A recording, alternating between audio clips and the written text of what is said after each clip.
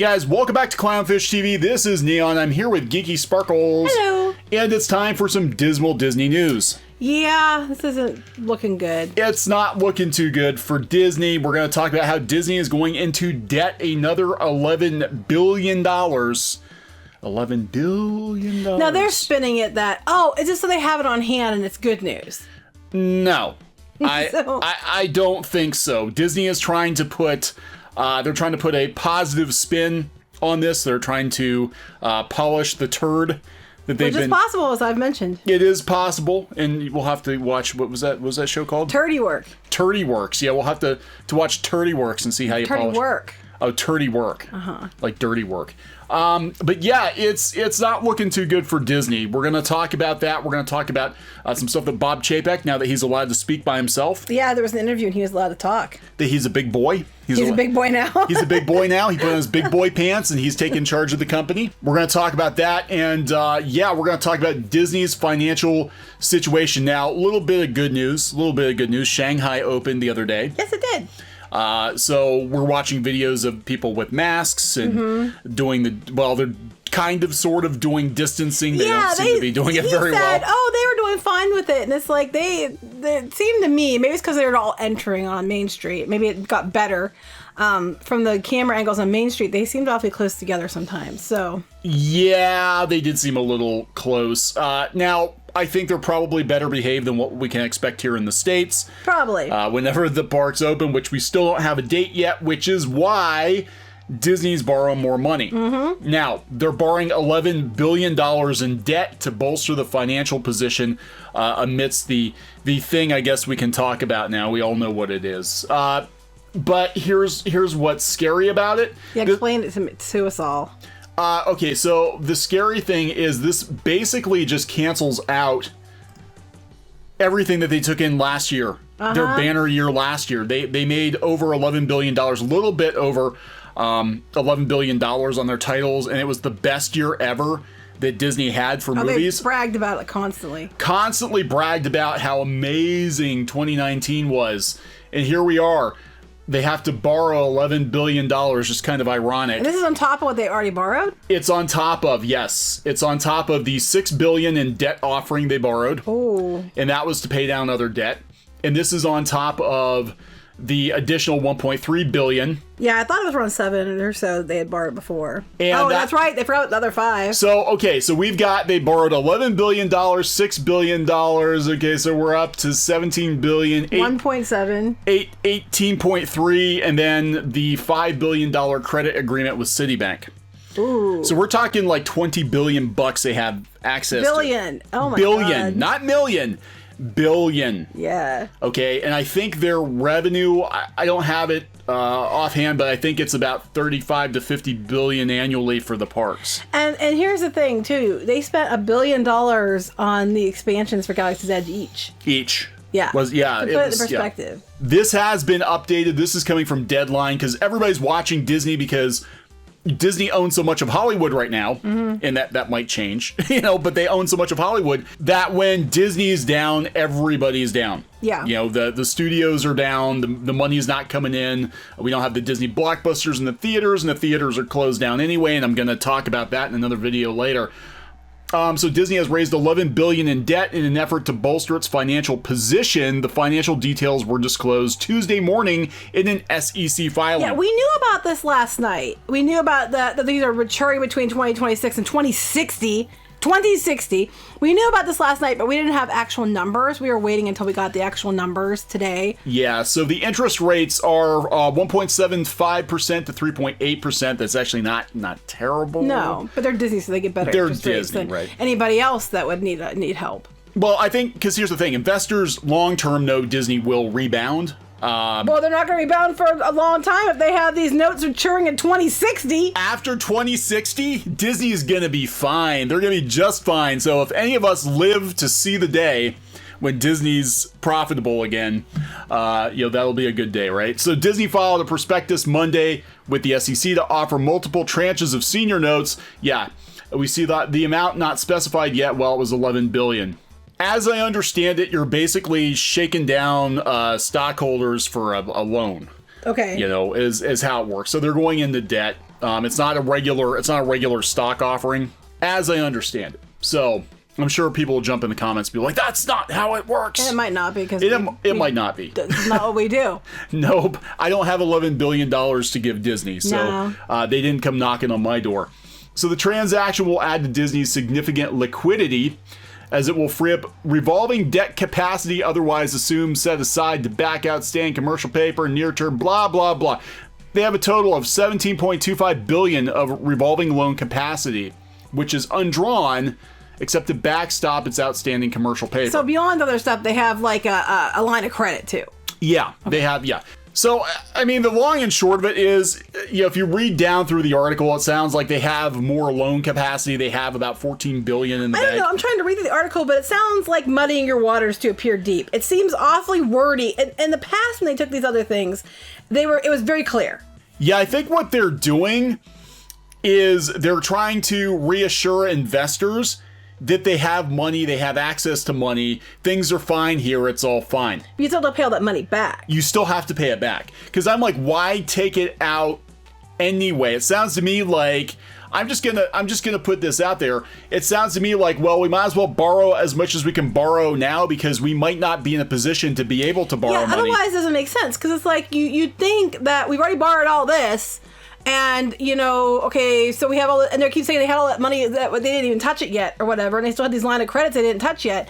So why are they borrowing more now? I mean, it doesn't make sense unless you're thinking you need more to look better for the stocks, or if you need more in case something else happens and you're expecting something else to happen. Well, this is basically it. It's to remove any question the company has robust liquidity to help carry it through this black swan cycle. So to boost the stocks. Boost the stocks. They want the stockholders, because Q3 is going to be disastrous. Well, yeah, because right now, as it stands, guys, Disneyland, Disney World are taking reservations in July, which means that's into Q4.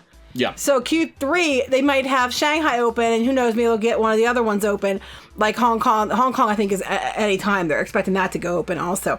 But, we don't know what's going to happen with Tokyo. We don't know what's going to happen with Paris. They don't know what's going to happen in the U.S., but we do know that they're not even taking reservations until July.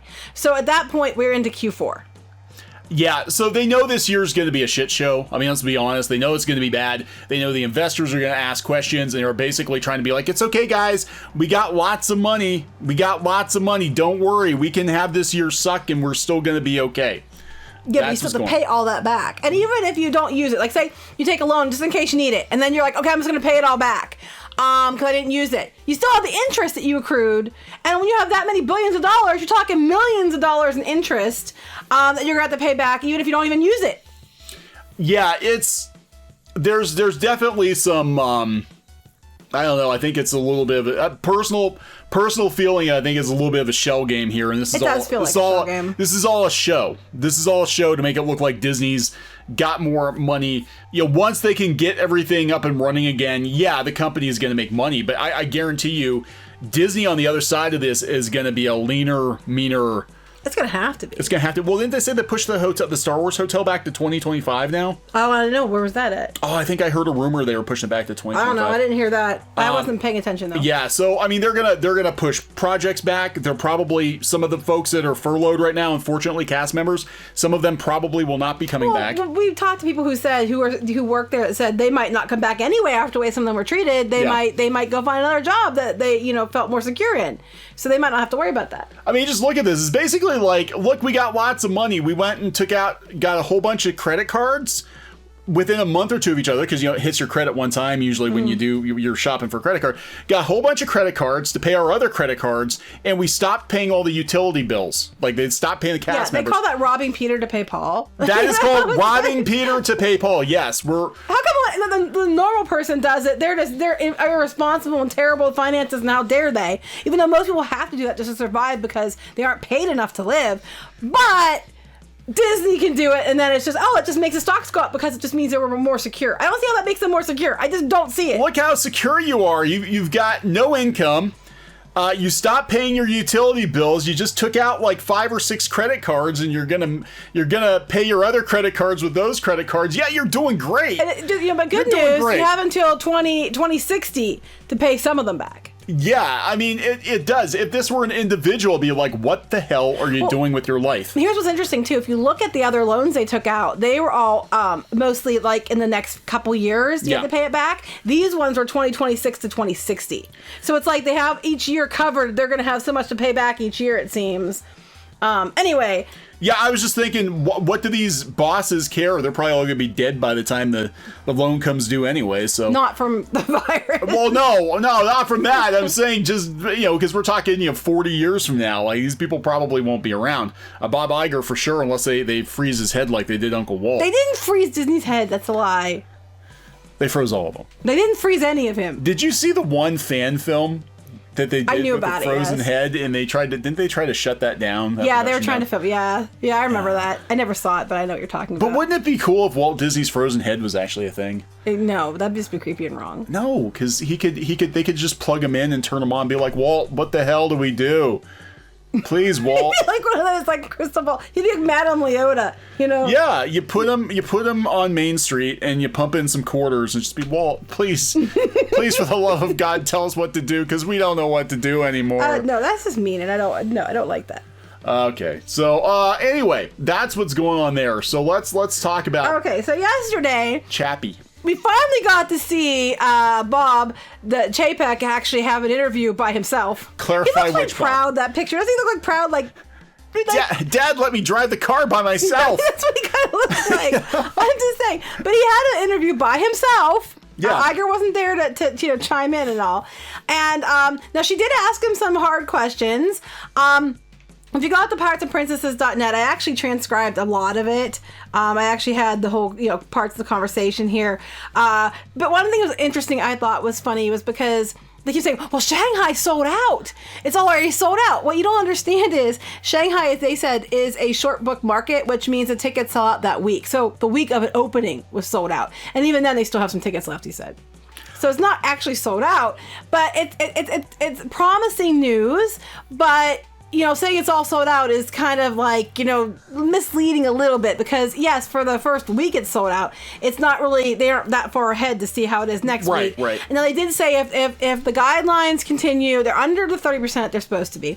If it continues to do well and people listen to the rules and things work out okay, they'll start upping that by 5,000 a week, more tickets for availability. Yeah. So he talked about that. And then they talked about what's going to happen in the United States. Like, well, okay, so this is great. What's going to happen over here? And they were talking about that, and he said, well, of course, they can't give him any timeline. He's like, we can't give him a specific date. But they did say that he did mention about the fact about wearing masks, and he said that, over there, it's, everybody's used to it, but over here, not so much. And he mentioned that some of our parks are hot and humid. Are you going to tell a bunch of people from Florida that they gotta wear masks in August in that heat, when you probably have a hard enough time getting a lot of people keep their shirts on because it's so damn hot. Sometimes they wear very little shirts. Yeah, so I'm just like, it's good luck with that. Yeah, here's what he said. And I think that the masks for the guests will be something that's culturally is different. Yes. In Asia, it's fairly commonplace, even before COVID, for folks to walk around in public with masks on. That is not the case in the U.S., so that'll be something that will be a little trying for some of the guests, particularly in hot, humid summers that we tend to have. And then imagine 3-year-olds telling 3-year-olds they got to keep their mask on. Yep. When, they're whining, they're hot, they're tired, they want to get in the stroller, and they got the masks on. Right. And then that's not going to go. Later in the thing, they asked about the movie theaters, and, they're with Mulan coming in July, and are they worried about the theaters not, being able to support it? Now, he did bring up a good point, which was that most theaters Monday through, Thursday are going to be like a low capacity anyway. You can even argue Sunday sometimes. Yeah. Like, you're not even going to hit 25% capacity on a normal day. Yeah. And they said, but they're worried about the weekends. They said, well, our partners, the theater partners, will do that. They asked them flat out if they're going to release the theater still, and he said yes for their tent poles, but he said it would mostly be case-by-case basis, because she asked about Artemis Fowl. And then they asked about ESPN. and what's going on with the ads and stuff there and all that, and about the fact that you don't have sports, but yet they're supposedly somehow up 11%. I'm not really sure how that one worked out, but maybe compared to what? That's what I want to know. You're up 11% compared to like what, last month? Yeah, right. But subjective. Yeah, it's not like, so it's subjective, but they're selling out too. I mean, it's like, it's good news. I'm not belittling the fact that it's good news that it's sold out. I'm not. But what I'm saying is you have to understand it in context, and that's the problem with like Disney. A lot of times is they put the stuff out, but you have to look at it in context. Yeah, and look, they're gonna spin any positive news they can because they got to keep the shareholders happy. They're basically just feeding people enough to keep them, happy with the company. Like, oh, they got lots of money, things are going to get better. They're opening up Disney Springs a little bit. They're opening up Shanghai. Oh, it's going to get better. It's going to get better, guys. Honest. They're buying time because they know eventually if it dawns on people that, wow, Disney might be in a slump for years, then the stock is going to drop. It's going to start rebounding, but it's going to take a long time, especially with all this debt.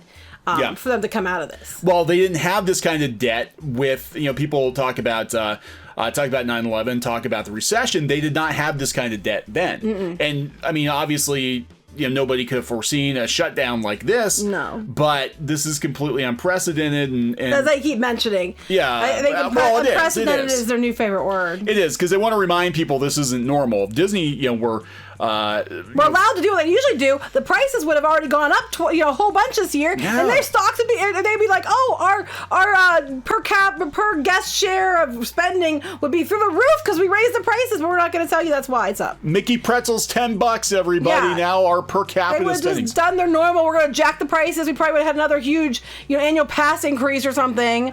Well, that's the thing too. That even before all this happened, that we were telling people like Disney's park attendance. The parks were busy, but everything we saw, the parks were flatlining. Like they really weren't. They said their attendance was the same or down, but the spending was up. Well, of course it is when you keep jacking the prices. And you start charging for parking, and you start charging $7 for damn pretzels. I'm waiting for the bathroom pass.